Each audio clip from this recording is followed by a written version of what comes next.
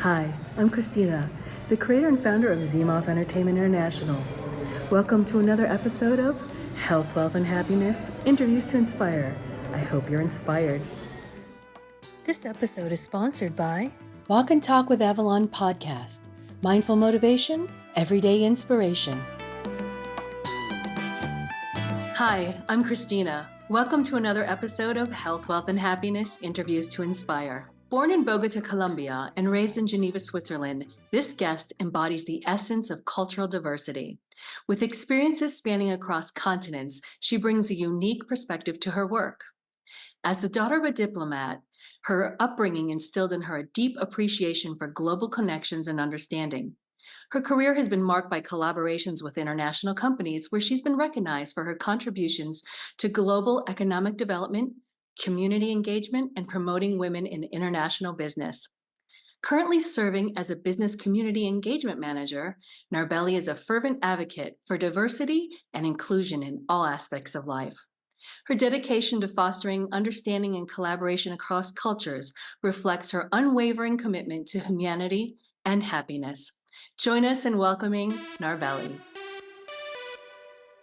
Thank you, Christina, for having me. This is wonderful. Thanks again. And thanks for the wonderful introduction. Thank you. Narbeli, please tell us a little bit more about yourself. So, as you mentioned, my background has been very global. People always ask me, where are you from? And I would say I'm a global citizen because of the way my upbringing was, which is something that I thought many people had the same kind of background that I did. I thought everyone lived in different places, people speak different languages, people are very diverse, and realized that was actually something that not many people have the ability or the opportunity to have. You know, I always like to, I see everyone as being equal. I see everyone as being the same, whether you're from another country or another city or, I see everyone being the same, honestly, in the sense of, that's why I am so big in everyone experiencing a global lifestyle. By that, I mean, I like to always be surrounded by people from different cultures, different languages, different religions, different genders, different beliefs. And that's something that it makes me very happy and feel like there's a lot of wealth, a lot of it's an opportunity that not many people have. I live in the best place to live because there are people from all over the world in this area. When it comes to me, I'm not only into diversity, but I'm also an animal lover. One of the things that many people don't know, but I'm an animal lover. I'm the kind of person that when I go to my job, I'm constantly working with many different people from different cultures, but at the same time, I have a humanity as a very soft part of me where I definitely like to find out about their backgrounds. And then I think because when you're an animal lover, you tend to be very compassionate sometimes too. So that's kind of my personality. All my family are government people, except for one. All of us somehow end up in government roles. My role right now is with the Montgomery County government with the Economic Development Corporation. And it's a perfect role mainly because I'm always helping businesses and always helping people that are from different backgrounds. So what makes me unique about is the fact that I can utilize all my different living in different countries, learn different languages, and understanding their culture and understanding where they come from. So that's kind of like a little bit of my background. I like to exercise, so I'm very much into health. And I'm vegetarian. I don't eat any meat. I tend to be very much, I don't drink coffee. I don't drink soft drinks. You might think I'm very boring. I think that's healthy for me. And that makes me happier to feel that I can, as an animal lover, meaning that I don't eat meats, but it kind of allows me to live a very happy life, very simple life, very easy life. I know I can say that. So that's a little bit about kind of who I am, what I do. And then my family is in Maryland, Virginia. I used to live in Kansas City. I used to live in New Jersey. I live around the world. I lived in Japan. I lived in Colombia. The most important part for me was to be close to home. And so I relocated back to Maryland about a couple of years ago. So my family is very important to me.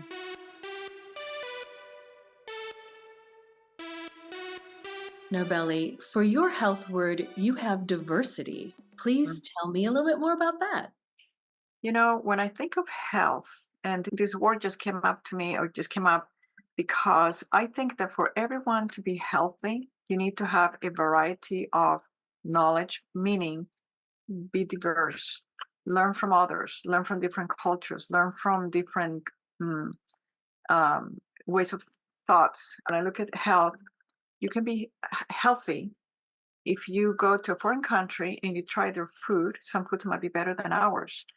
When you meet with someone and they have a different beliefs, maybe a religion, that might be also a way to be healthy, because we forget that we don't exist in our bubble. We need to be away. We need to be open-minded and see what's out there that can give us much healthier lifestyles. So for me, diversity is a way to be healthy by understanding what's out there that we haven't tried out, be open-minded. I give an example. I've been to Africa, I've been to, Asia, I've been to Latin America, I've been to Europe. And in every country that I've traveled to, I'm always very open-minded to try their food. Some things are challenging that you always go like, no, I'm not sure if I will eat that. But there are some things that there's some good fruits. There's some good, Vietnam has amazing, amazing vegetables. Philippines, I always say buka pie is one of my favorites, which is this coconut pie. I grew up in Geneva, so I do like wine, and some wines can be good for you to have one wine once in a while. Latin America has great fruits, beautiful flowers, all kind of different things. So for me, diversity brings you that healthy lifestyle, because that allows you to open your mind up and try new things that you probably never be able to try, that could make your life healthier and happier. Yes. I saw a documentary called Living to 100. Oh, And the gentleman who does the interview, he was a bicyclist, is his what he became famous for, and decided that he wanted to find out what the blue zones were, where people live to 100, and mhm. find out, well, what is the secret? What is the secret?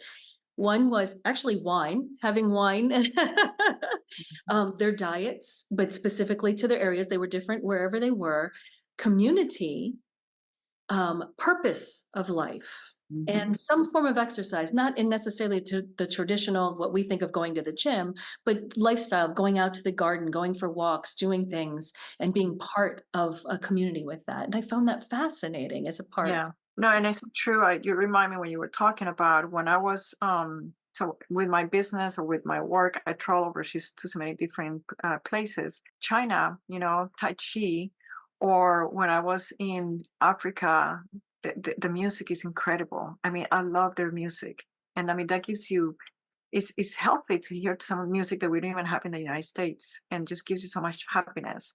Like I mentioned, some of the vegetables that you find even in foreign countries, there's some fruits that we don't even have here in the United States. The way they take care of themselves, sometimes you see people that are much older, and they are like, I don't know, maybe 90, 100 years old, and they're going with their groceries to the supermarket, and you go like, oh my gosh. Where you see other people in other countries that are not eating healthy, or maybe not taking care of themselves, but they have a little bit of coffee, a little bit of wine, a little bit of something, and that gives them good health.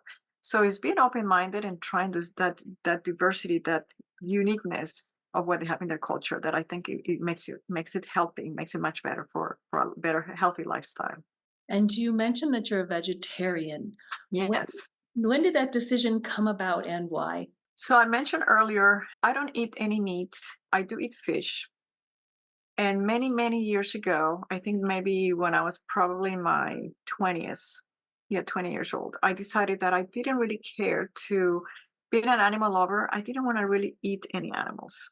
It is not much of a religion thing, but it's more of a choice. I stopped eating meat, chicken, any of those, and I felt so much better. I felt so much happier. For my whole family, none of them are, except for my nephew's wife. She's vegan, and so the two of us understand each other. She has more restrictions than I do, but it makes you feel much better.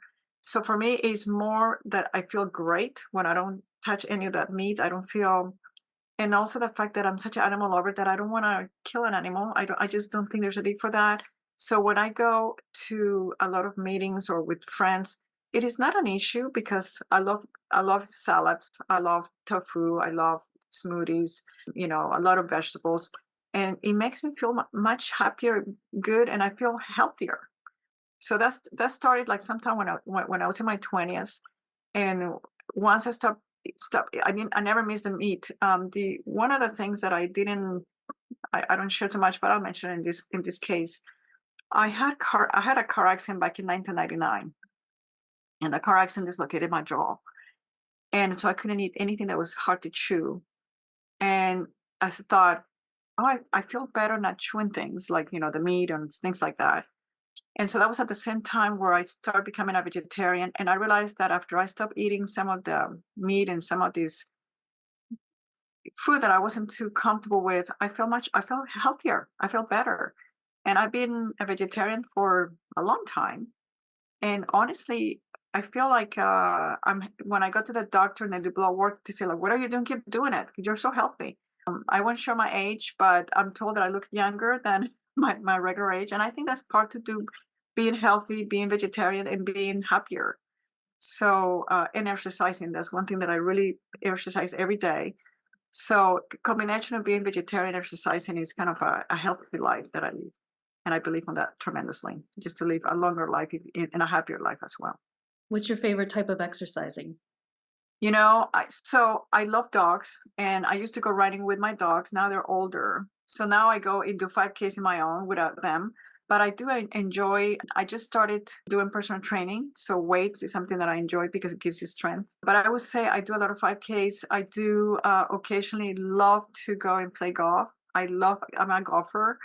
And so my birthday was a couple weeks ago, and I decided I'm going to take the day off and go and play golf. And I'm glad I did because it's fun. So I like to play golf. Golf doesn't seem to be a lot of exercise, but it is because you're walking, depending of what hole, how well you play or not.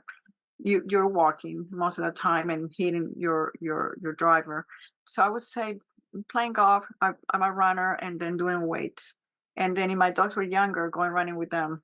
Now that they're so old, I just take them for a quick walk. I enjoy the fresh air, and then I go run by myself. So, someone who's looking for learning about diversity and how it can help their health, whether it's physical or mental, what advice would you give to someone? Be open minded. Go and meet people. Like I said, in where I live in Montgomery County, in this area, there's so many different people from all over the country, from all over the world, I should say. And you can meet them there's a lot of events. Go to those cultural events, get to meet them, get to talk to them, hear their story. Go to even movies that are in different languages.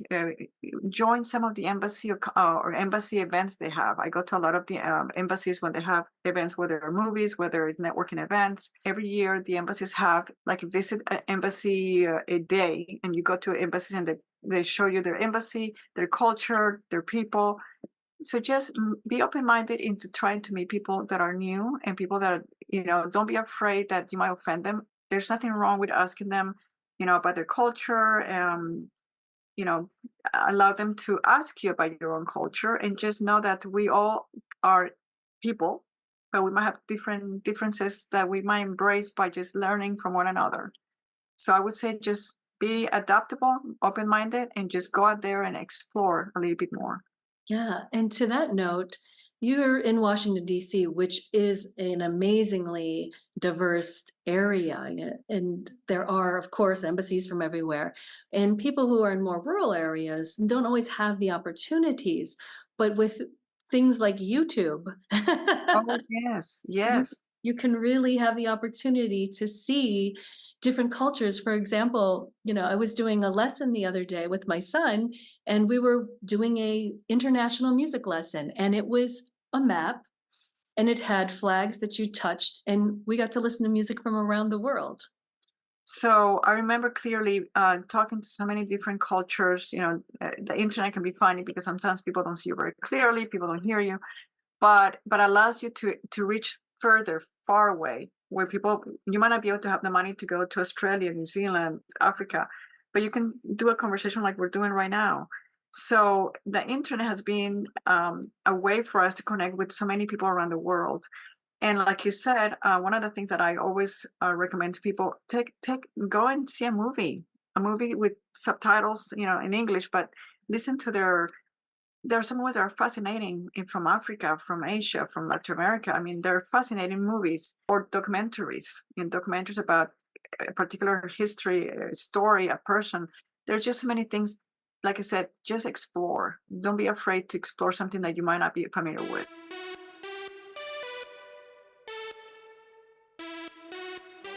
When you put the words wealth with global, what does that mean to you? I believe that if someone is not global, or if a business is not global, if global is not part of a business or a person, you're being left behind. So wealth for me represents someone that, or a business that is doing very well. And to do well, you need to be global. You need to explore outside of what you're in your comfort zone. My career in general has been very global, and that has made me to have an amazing opportunity to explore the world, explore from the first career, for the first job that I had, which was working for AT&T as a global manager, doing diversity, working with marketing with the consumer long distance. And so it was working with all these global mindsets. Before then, actually, I was working for Pfizer as a financial analyst. So I got to live in Japan for about a year. I got to live in Colombia for about 8 months. I got to live in UK or work with UK. And I just did a lot of projects overseas. So from Pfizer, I went to AT&T and then Sprint, and all my roles were always global. And I believe that that allowed me to be much more open-minded in learning new things, whether it was a new way of doing accounting, a new way of doing marketing strategy, a new way of doing, business development. So being global allows you to have much more wealth, much more opportunities. I've been fortunate that after all this corporate career, I became a professor of international trade and I became a professor of international finance. And that was due to the fact that I was very global. I was able to explain to them. So when I became a professor of international trade and international finance, I was able to explain to the MBA level students or undergrad, when you're working in a foreign country, things are very unique and different. They're not the same as the United States. And wealth to me is knowledge. Wealth is, and to have that knowledge, you have to be very global, very diverse. So I was able to explain to them currency is different in a foreign country. You can do an arbitrage where you have different currencies and you can make money as you exchange it from one currency to another currency. So to me, wealth represented that global mindset. And that's why when you asked me about a word that represents wealth, I thought global. It has to be global. You are not global. You are left behind because anyone, and I have to say, let's assume there's a company or a person that never has the ability to be global. It's always in one location. There are other ways now, as we discussed in the past, that you can still become global by going through the internet, by reading, by understanding, by meeting people. Maybe your neighbor is from another country. So still be global mindset, explore and expand, becoming much more global. So that's what makes give you the wealth for me. It's just having that ability to see what's out there other than where you live in. Now, I know some people are afraid, when it comes to different cultures, it's different. So it's more sometimes becomes a fear versus well, I don't know how to take the steps to get to know, or the language barriers. What kind of advice do you have for somebody who's feeling that I don't know how to bridge that? Yeah, so there was one particular role that I had. So I was the director of international affairs and trade for the city of Kansas City, Missouri. And I was meeting with so many different cultures. And believe me, sometimes there'll be cultures I'm like, I've never met with someone from Saudi Arabia, or I've never met someone from Jordan, or this might be my first time meeting with someone from South Korea. The first advice I would give anyone working with me or working for me or for me myself, do homework. Learn, read before you meet with someone. Find out, read about the do's and don'ts. There's a lot of write-ups out there on what to do and not to do. I'll give an example. I gave a lot of presentations to a lot of companies that asked me for consulting. It was Narbeli guide us, like what to do and not to do. When I worked for Kansas City, I was working with the mayor's office, and they would tell me, Narbeli, give us guidance. We're about to meet with someone from the Philippines. What should we give them as a gift and what we shouldn't? What could be some of those business protocols, business etiquettes? And I would give them a one pager, do and don't do this. One thing that I learned was do your homework. And if you're not going to learn everything, but at least speak some few words when you meet them, Japanese, hajime and they're like, oh my gosh, she speaks Japanese. How are you? Or the way you like in Spain, kissing the cheek, once you get to know them, how you greet them. An example that I always give them, for example, in Colombia, you don't say how tall is that person? You don't say how tall is she. You say how tall. The way you express your hand, eye contact in Vietnam, in a negotiation, in a conversation, you don't look at them like we do in the U.S. We just, if you don't look at someone in their eyes, they think you're lying. But in Vietnam and other countries, you look sideways or you look down because you don't want to be too inclusive, too aggressive. We become being too aggressive. So learn about body language, soft skills, business etiquette. Just do your homework and learn, and then ask questions. There's nothing wrong with asking. Someone will be happy. They will feel like you care about their culture if you just ask. So that's kind of my advice. Can I just say that is a wealth of knowledge? Yeah, and that's just a little bit of, I used to do a lot of presentations to a lot of corporations that they would invite me as a consultant when I was a professor at the university, because they would say, we're about to do business with South Korea, we're about to do business with India, we're about to invite some people from Vietnam. We don't want to offend them. And what are the things we need to do first? And I say, okay, the way you dress, the colors you wear, don't, for another example, Taiwan, don't give them, sometimes we give a little clock as a gift. Giving a gift to some cultures, be careful what you do. India, don't give anything with leather because they don't believe in killing their cows. They're sacred. Vietnam or Taiwan, don't give them a clock. The clock represents that you're giving them something to count down the day they die. The color purple in some cases, the number 13 in Japan. So just do homework, not to offend them, and they will be very appreciative that you make the effort to learn about things that you shouldn't do and do. But all these business etiquettes, there are plenty of books, there's one book that I have here in my office called Kiss, Bow, and Shake Hands. And that is one that is great to read because it goes by countries on how do you shake hands, how do you greet, how do you do eye contact, what do you wear, did you cross your legs, do you put your feet on the floor, where do you put your hands?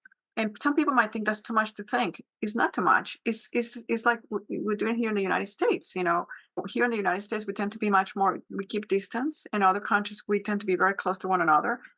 Here in the United States, if I go and kiss someone in the cheek, they're going to go, what the heck this person just did? Well, in other countries, that's the way you greet it. You greet someone, in Geneva, 3 kisses in France, in Spain. There are other countries, Qatar, they might do by touching noses, as greeting. Other places holding hands, like when I was in South Africa, someone talked to me and they would be holding my hand as they're talking to me. And if you let go of your hand, they're going to think that you don't really care about building a relationship. So there are just certain things like that I've learned through my whole career, to learn about their culture, their business etiquettes, and their nonverbal communication. Wow. Just That wow. gives you wealth. Yes, absolutely. Yeah. And you've done a lot in your career, and you've won a few awards as well. What are your next aspirations for yourself? I have traveled around the world and I have loved meeting people from everywhere in the world. I don't think I will ever stop doing that. I think that's part of me. That's part of my blood of being global and being a very diverse person.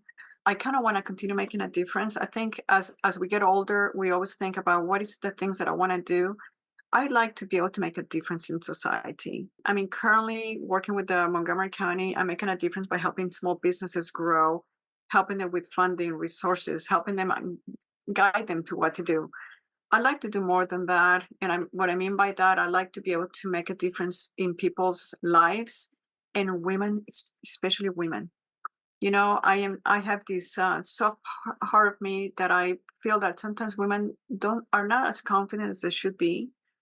I have had many occasions where men and women in general ask me, so you went to Egypt by yourself, you went to Japan and lived there by yourself, you're gonna go to Australia and do this what by yourself? And I'm like, well, why not? And I never see why people would not think they cannot do that. Especially some women feel like they cannot do this. I think that if you prepare yourself, if you're confident, if you learn, I have always believed that knowledge is something that you earn as you go with, as you put yourself in different opportunities. If you don't know something, learn it. There's never a time or an age where you stop learning. Education is always there no matter what. So to answer your question, I would love to continue to be global, but make a difference. So the day that I die, when I get older and people can say she really make a difference and she really touched people's hearts and I allowed them to be who they are and allowed them to believe that they can do what they want to do. So that's what I like to do moving forward. Hi, I'm Sylvia Torstein, on Health, Wealth, and Happiness. Wealth? The chance to do and go and play and have some fun. I'm gonna use my new clubs today. Oh gosh, and get out on the greens just after I leave the clubhouse here. You gotta start the game right. Enjoying wealth. Doing some things. Maybe you do it all the time, maybe you don't, but enjoy the finer things in life sometimes. Treat yourself. Little golf, little walk around, walkabout for 4 to 5 hours, depending on how good of a golfer you are. I won't tell you my handicap today. Just come out and join me on the course and we'll see how it goes. Enjoy. I'm Sylvia.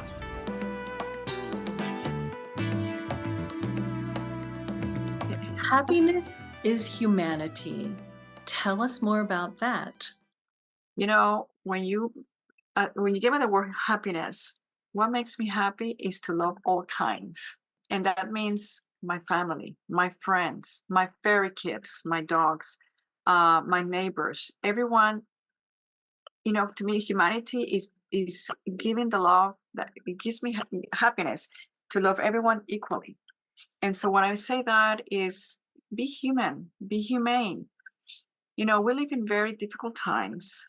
Everywhere around the world, there's so many things going on. And sometimes I feel and I wish people would be more humane, more caring for one another, not separate people because of who they are or where they're from or how they speak or how they look like or what beliefs they have. So to me, happiness is just being inclusive, just love all kinds. It's interesting that since I was a very young girl to now that I'm much older, I've always been that person that have always welcomed and embraced people of all kind of different backgrounds and religions and cultures. And that makes me happy. I'm very famous for inviting people over and doing like a potluck. Everyone brings their own dish from different countries. So I invited my neighbors the other day and I said to them, bring something that is unique. I don't cook. That's one thing I don't do. I don't cook. But I do go and get cater. Like there's one gentleman that he makes Colombian food, empanadas. I'll go and buy from him and I'll bring them here. But everyone, all my neighbors, all my friends, they brought something that this one is from Switzerland. This one is from Bulgaria. This one is from New Zealand. This one is from Colombia. And we embrace that uniqueness. It's so wonderful to see that everyone sees each other as the same kind, the same, we are different in some ways because we're from different cultures, but be humane and allow people to be who they are and embrace them for who they are. So that's what makes me happy. And I think people will be happier, honestly, if they just allow themselves to love everyone the same way and not so much put a barrier between themselves. We mentioned earlier that sometimes people are uncomfortable because they don't know the culture and they kind of tend to be more exclusive or they don't like to, or they don't know how to talk to someone. So they might not open their arms or their doors or their home to someone that is different. But if you do, it does bring you happiness. It's the most amazing feeling to learn about someone new and to learn about different culture, but just being open-minded and being more humane. So that's why the humanity came in my mind when I talk about happiness. Have you ever been in a situation where you've kind of had to step in between a couple people who weren't quite understanding one another? Oh, yes. Oh, yes. Many times. I mentioned that I work for the government and it's political. And so there have been situations where, we deal with the situation with immigration, situations with the people being not understanding about someone's cultures. Maybe someone is much slower. Maybe someone in the US, we tend to be very direct about doing business and getting to the point. In other cultures, people take their time to get to know one another and build a relationship. And sometimes I've been in situations where people say, like, get to the point. We don't have enough time. And they're talking to someone that might be from India, might be from Vietnam, might be from other countries. And I always have to say, why don't we do this? Why don't we go and have some coffee and let's have some dinner and get to know one another? And I try to interfere with not getting this kind of conflict, or sometimes someone might be very touchy and people get uncomfortable being or too close to their face. And so I have always given advice. Someone said to me, what do I do when someone gets in my face and it bothers me? And I said, one of the things that I would recommend you do, let's say we're going to be with someone that they're very, very comfortable being on your face, go sideways. So they're going to be in your face, but they're going to be here versus in your face. So there are certain things you can avoid, not offend them, either holding your hand or things that happen. Don't be offensive. Don't say, just learn to adapt and learn to do certain things. Come halfway with them. And so I giving advice and maybe explaining why they do certain things and doing the same with the other party, it helps them understand one another. Not all the time people are willing to listen. Not everyone's willing to go halfway. So you're always going to have situations where it might not work, but at least you try to help them understand where both parties are coming from and how to help them understand that, it's not they're being offensive. It's just the way, the way they grew up or the way they are from or their language is unique or so. I think that I've always been in those situations because it's kind of the people that is the setup that I'm always I'm always in that kind of setup with international, different cultures and different environments. And like I said, it's just a matter of helping them understand or like I said, let's go get some coffee. Let's stop what we're doing here. Like, let's not get this out of control. When it comes to humanity and your parents coming from different countries, you have been in different countries yourself. What did you learn from them? Mm-hmm. My father died when I was almost 15, 16. And he was a diplomat for the United Nations, and he was always traveling. So I learned from him. I mean, he wasn't home that much because he was always traveling, but I learned from him whenever we had gatherings at home, he will invite the other diplomats. So we had in our home, we had a lot of ambassadors and people from all over the countries. And I learned from him to what I was saying earlier about to be much more open-minded about learning from different cultures and understanding that we are all a person, a human being that is unique and different. But he was the one that allowed me to open my mind to this global mindset. That's what I learned from him, just being open-minded and more global mindset. My mother was the humane part of it. My mom has now dementia, but she's someone that she's so happy, so excited. She loves everyone. People love her all the time. And she's always very compassionate. So I've learned from her to love everyone for who they are and just be happy no matter what circumstances you're in. So I combine what my father did, the global mindset, the different type of culture, with my mom being very humane and very caring. And that kind of made me a very complete, being global and humane through the two of them. What would you like people to remember about you when it comes to your life? I would love for people to remember me as someone that was always there to love someone for who they are, no matter what language they speak, no matter what religion they have, no matter what color they have, no matter what gender they're from, no matter what beliefs they have. I would love people to remember me someone that I'm open-minded to loving people just for who they are. And then just kind of hope that I can influence people to do the same one day. Be willing to try to learn about everyone and not so much to stay in their own bubble, but open up and hope that this world can be a better world just because we try to be inclusive of everyone and love one another for who we are. Well, let's say the world is a better place with you in it. Oh, very nice. Very true. Thank you so much. I'm hoping that comes across in a way where, I don't know it all and I don't know every country, but my hope would be that I can go to as many countries to learn from them and I can learn from them so I can transfer that knowledge to those that cannot go there and be able to provide that knowledge and that humane side of it and allow our world to be much more global and more inclusive.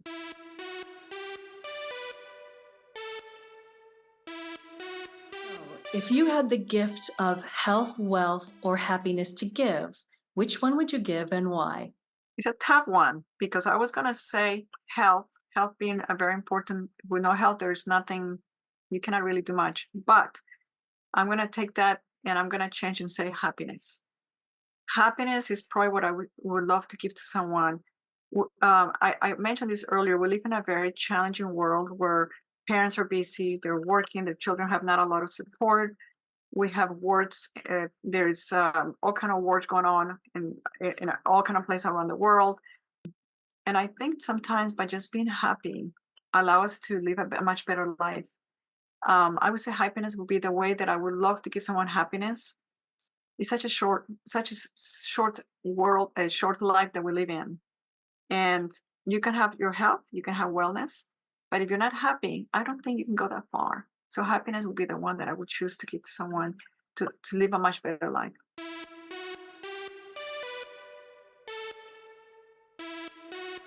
So we have a question from our previous guest. What piece of wisdom have you learned that you would want others to embrace? Being more adaptable and being much more open-minded. And when I say that, if you're open-minded, you're able to learn and treat others by just being open-minded to who they are. And adaptable, because in some ways we might be very uncomfortable doing certain things, but if we somehow try to adapt ourselves to what's around us, we might be able to have more opportunities. So I think that will be wisdom, being more adaptable and having much open mind so that you can live a much better life.